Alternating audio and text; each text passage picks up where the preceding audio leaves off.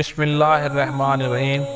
آن حضرت صلی اللہ علیہ وآلہ وسلم پر وحی کا ابتدائی دور اچھے سچے پاکیزہ خوابوں سے شروع ہوا۔ آپ خواب میں جو کچھ دیکھتے وہ صبح کی روشنی کی طرح صحیح اور سچا ثابت ہوتا۔ پھر من جانب قدرت آپ تنہائی پسند ہو گئے اور آپ صلی اللہ علیہ وآلہ وسلم نے غار حرا میں خلوت نشینی اختیار فرمائی اور کئی دن اور رات وہاں مسلسل عبادت اور یاد الہی و ذکر فکر میں مشغول رہتے۔ جب تک گھر آنے کو دل نہ چاہتا توشہ ہمراہ لیے وہاں رہتے۔ توشہ ختم ہونے پر ہی اہلیہ محترمہ حضرت خدیجہ رضی اللہ عنہا کے پاس تشریف لاتے اور کچھ توشہ ہمراہ لیے پھر وہاں جا کر خلوت گزین ہو جاتے۔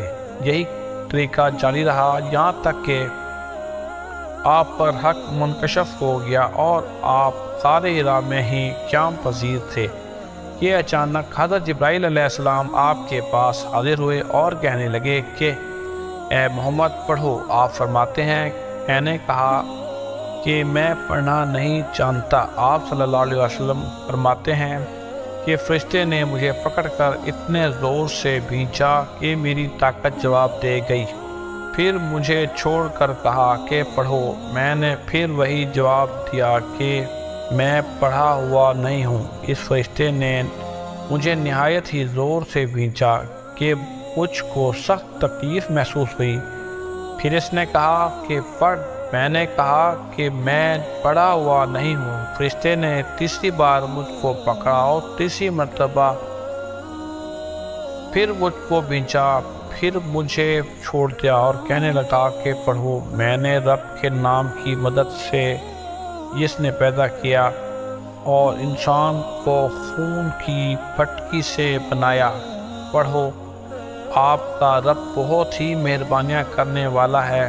بس یہی آیتیں آپ حضرت جبرائیل علیہ السلام سے سن کر اس حال میں غار حرا سے واپس ہوئے کہ آپ کا دل اس انوکھے واقعے سے کانپ رہا تھا۔ آپ حضرت خدیجہ کے پاس تشریف لائے اور فرمایا کہ مجھے کمبل اڑا دو، مجھے کمبل اڑا دو۔ لوگوں نے آپ کو کمبل اڑا دیا۔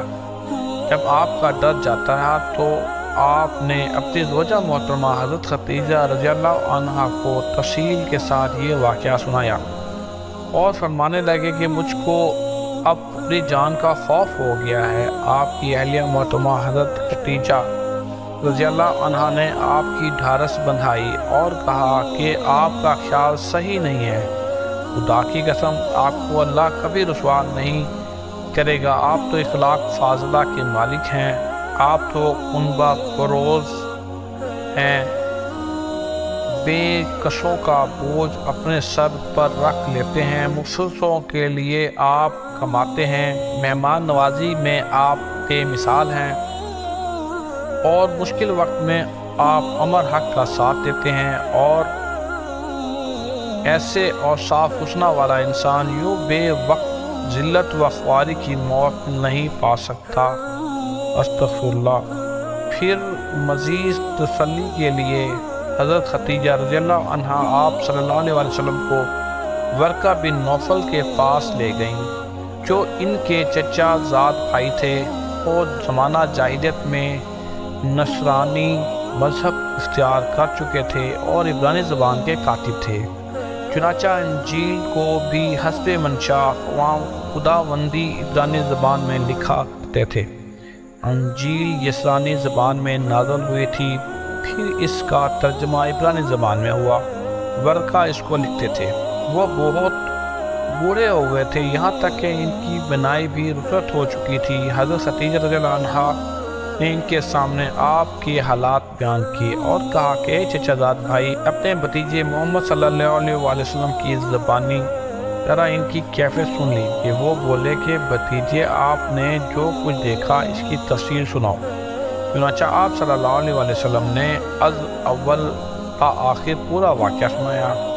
اسے سن کر ورقہ بے اختیار ہو کر بول اٹھے کہ یہ تو وہی ناموس معزز رازدان فرشتہ ہے جسے اللہ نے حضرت جبرائیل حضرت موسیٰ علیہ السلام پر وحی دے کر بھیجا تھا۔ کاش میں آپ کے اس عہد نبوت کے شروع ہونے پر جوان عمر ہوتا، کاش میں اس وقت تک زندہ رہتا جب کہ آپ کی قوم آپ کو اس شہر سے نکال دے گی۔ رسول کریم صلی اللہ علیہ وسلم نے یہ سن کر تعجب سے پوچھا کہ کیا وہ لوگ مجھ کو نکال دیں گے، حالانکہ میں تو ان میں صادق و امین و مقبول ہوں؟ برقع بولا، ہاں یہ سب کچھ سچ ہے، مگر جو شخص بھی آپ کی طرح امر حق لے کر آیا، لوگ ان کے دشمن ہی ہو گئے، اور اگر مجھے آپ کی نبوت کا وہ زمانہ مل جائے تو میں آپ کی پوری مدد کروں گا۔